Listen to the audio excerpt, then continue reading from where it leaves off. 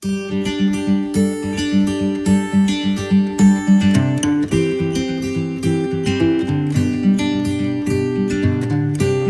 yang slide berikutnya grooming. Nah, ini grooming saya mohon maaf nih, saya bukan mau mengajarkan etik berenang.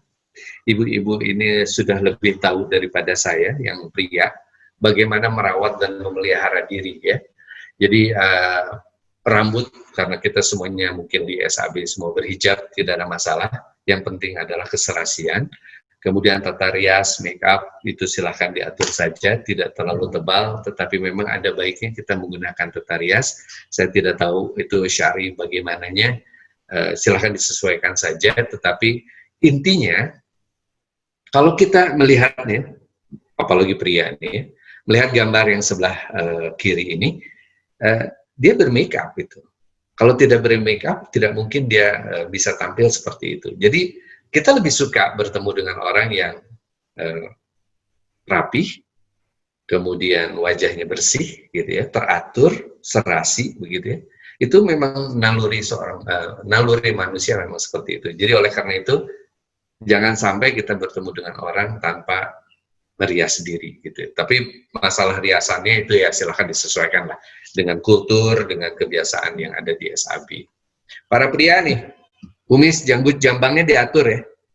Jadi kumis itu kan harus dirapihkan 2 hari sekali, 3 hari sekali, paling telat seminggu sekali, dirapihkan, jangan tumbuh begitu saja. Janggut juga, oh ini sunnah nih Pak Caca, gitu ya, boleh, silahkan, mangga itu. Tetapi insya Allah Rasulullah juga kan merawat itu semua, gitu, sehingga tidak terlalu terlihat acak-acakan. Jambang juga begitu, bahkan kalau di dunia hospitality, keramah tamahan itu jambang, kumis, janggut itu tidak diperkenankan. Tetapi oke lah, itu kultur yang berbeda ya. Kemudian pakaian, sepatu harus yang cocok, baik, dan sesuai. Pakaian ini, kalau tadi Pak Agus sudah menceritakan contoh ya, antara seorang petugas kebersihan dengan seorang pengajar misalnya, harus pantas gitu. Kita tuh harus menggunakan sesuatu itu secara pantas. Pantas dengan umur kita, pantas dengan posisi kita, pantas dengan jabatan kita, gitu ya. Alah Pak, kan itu kita orang lapangan nih. SAB kan Bapak nggak tahu, kita ngajarnya di luar ruang. Haredang Pak kalau rapi-rapi gitu. Oke, kita sesuaikan saja nanti pakaian-pakaiannya. Nanti kita ada gambar yang kita bisa sesuaikan. Kebersihan kuku dan mulut, udah pastilah ya. Aksesoris, jangan gunakan aksesoris lebih dari 3 macam. Kalau ibu, aksesoris jam tangan, cincin, kalau mau pakai gelang sedikit lah gitu ya. Atau mau pakai bros, berarti kurangin gelangnya gitu ya. Itu supaya nggak rame, nggak rawe, orang sudah bilang gitu ya. Jadi ini mau kerja, mau show, atau mau pamer, atau apa. Jadi cukup 3 poin aja, itu maksimum.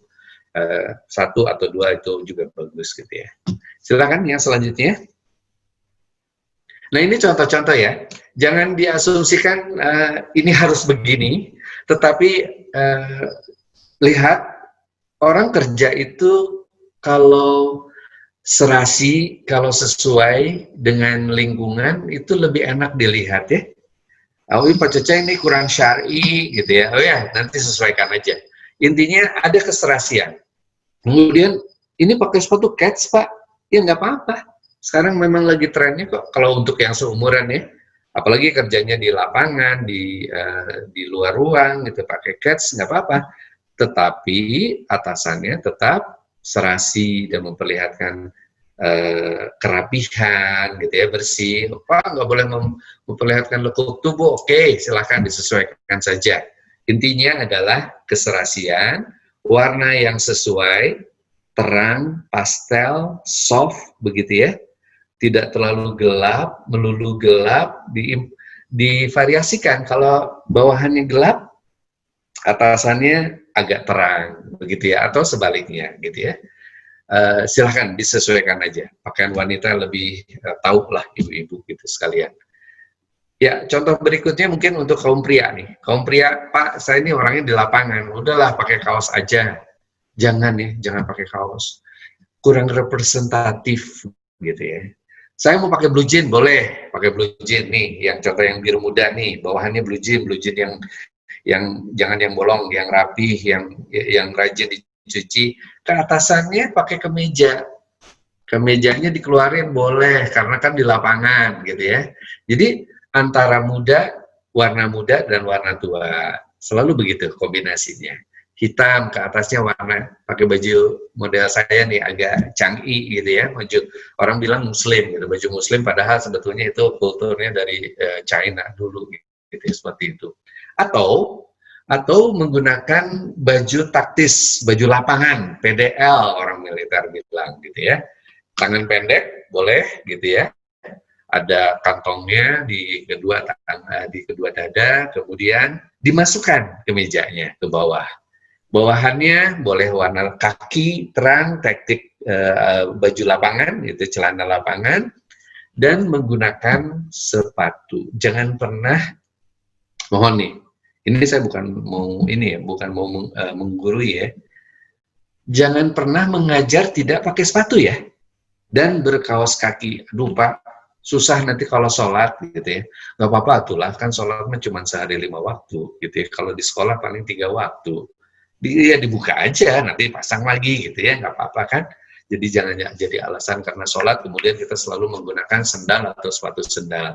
Lingkungan kerja itu akan lebih terlihat rapih, nyaman, menarik pada saat kita juga tampil maksimal, sungguh-sungguh, serius gitu loh, gitu ya. Jadi kalau pakai baju dimasukkan, pakai ikat pinggang, pakai sepatu, pakai kaos kaki yang serasi. Kaos kaki yang serasi yang seperti apa? Warna kaos kakinya sama dengan warna sepatunya, lebih kurang. Kalau sepatunya gelap, ya kaos kakinya juga gelap. Kalau sepatunya agak terang, kaos kakinya juga terang, gitu ya. Kalau putih, putih. Kalau coklat, pakai coklat atau coklat muda, oke, gitu ya. Itu lebih kurang lah. Nanti di lapangan silahkan fleksibel, tetapi intinya bahwa sebuah penampilan itu bukan main-main. Ini yang membentuk kesan pertama tadi. Jadi tidak hanya wajah tampan, tinggi, dan semampai, tetapi penampilan juga itu memberikan kesan yang positif kepada diri kita, gitu ya. Nah, kenapa kita harus seperti itu? Karena kita itu mewakili sebuah lembaga. Begitu kita bekerja di SAB, Sekolah Alam Bandung, ya kita adalah bagian dari SAB. Begitu kita tampil, kita mewakili SAB. Jadi, mohon maaf nih, kalau kita tidak mau memperbaiki diri, penampilan diri kita, komunikasi kita, kemudian nanti pada akhirnya SAB-nya juga kebawa nih citranya. SAB, guru-gurunya juga penampilannya seperti itu, bicaranya juga seperti ini, misalnya. Tapi saya yakin tidak demikian ya, tetapi saya ingin mengingatkan, merefresh, bahwa kesan pertama itu berkaitan dengan lembaga, dan lembaga itu nanti berkaitan dengan customer kita. Customer kita siapa? Ya murid, ya orang tua murid gitu ya, ya Diknas, pihak-pihak terkait dengan kita lah gitu ya.